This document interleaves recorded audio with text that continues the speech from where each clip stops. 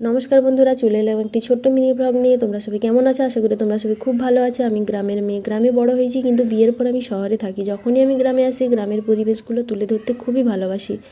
গেছিলাম বোনের বাড়ি মাসিমার সঙ্গে মাঠে ঘুরতে গিয়ে গরু দেখে তখন বুঝতে পারলাম এখানকার মানুষরা সত্যিই গরুর দুধ খায়। আমরা ওখানে গরুর দুধ ভেবে কিন্তু প্যাকেট দুধ কিনে খাই ঠিকই, ওটা আসলে কি গরুর দুধ ওটা আমরা জানতেই পারি না। তো যাই হোক, তারপরে যখন গ্রামে দেখো কত সবুজ সবুজ শাক, যেগুলো আমরা পয়সা দিয়ে কিনে খাই, ওখানে এখানকার মানুষরা এমনি মাঠ থেকে তুলে টাটকা টাটকা খায়।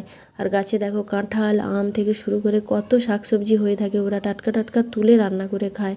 আর নিজের যদি একটা পুকুর থাকে, পুকুর থেকে সঙ্গে সঙ্গে জাল দিয়ে মাছ ধরে উনুনে রান্না করে খাওয়ার মজাটাই আলাদা। উনুনের রান্না সম্পূর্ণ টেস্টিই হয়, আমার তো খুবই ভালো লাগে।